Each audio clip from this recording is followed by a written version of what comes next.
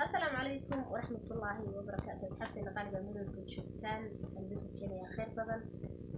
ومركلة فيديو كله عصب جنت الغداء نسوي فاضمة في السنة قبل هذا الله يوارك فاضمة في السنة هدي أتي مركي كوبان نصاب وقتي حنس حشمة لك على السنة لا سبسكرايب ما ساعته بثرين نقول جبتان أديات ما تصدقها ما عندك قصة إنه حكوا سابسنت هاي لما قبلات صاحبها لما قبلات صاحبها قبل هذا سوي كده هلك أقول لكم موضوع عنها فرح waxay saaxiib la ahayd gabar kale farax 3 beri ayaa la ra'aa 3 beri kadib ayaa meydkeeda waxa laga helay meel webi agtiisa ayada oo jawaan ku jirta 3 beri kadib laga helay deetana markii la helay meydkeeda ayaa waxa la wacay saaxiibadeed oo la dhaho Aya markii la wacay waxa loo sheegay saaxiibadeed in meydkeeda la helay oo dhimatay ay aad arinta uga xumaatay wayna sulxday markii loo sheegay inay saaxiibadeed gabadhii adiga cala kulli hal saas ayaa lagu aasay aya farax saas ay ku dhimatay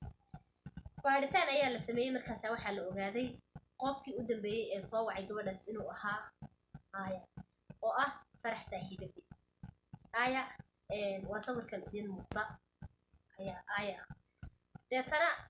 aya hadii baaritaanka lagu sameeyay gabadhii waxa la ogaaday in aya ay u wacday oo waliba tiri gurigeyga ugu imo gurigeeda ay ugu tagtay gurigeeda markay ugu tagtayna waxba cabitaan loogu daray kadib gabadhii saas ay ku socday markii ay socday aya waxay sameysay mindi intay qaadatay ay nafta ka jartay farax saas ay deetana aya markii ay gabadhii dishay meydkii guriga ayay uga dhex tagtay markii ay guriga uga dhex tagtay 2 beri kadib meydkii ayaa soo uray gurigooda dariska ayaa waxay dareemeen in guriga wax ka urayaan ninkii guriga lahaa ayay u sheegeen markay ninkii guriga lahaa u sheegeen ayuu ninkii guriga lahaa wuxuu wacay aya oo yiri gurigaaga wuu xiran yahay waxna waa ka urayaan aya waxay u sheegtay wixii ay samaysay oo dhan ay u sheegtay ninkii markay u sheegtay ninkii ay ka caawiyay aya inay gabadhan meydkan ay qaadaan oo jawaanka ay ku ridaan oo ay soo tuuraan asaga ayaa ka caawiyay dabcan markii la baaray ayaa la ogaaday welina ma uusan dhamaanin baaritaankii ma dhamaanin iyo micnaha xukunkii lagu kala xukumi lahaa aya iyo ninkii guriga lahaa xukunkii lagu kala xukumi lahaa weli ma uusan dhamaanin insha Allah laakiin waxa dambe ka soo kordhay way ogaan doonaa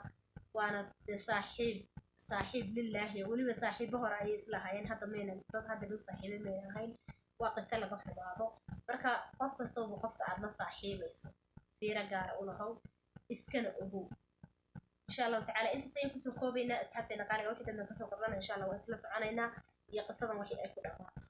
marka khayr badan baa idin rajeenaya subscribe noo saara like ta dhac nooga siiya nala jooga السلام عليكم ورحمة الله وبركاته.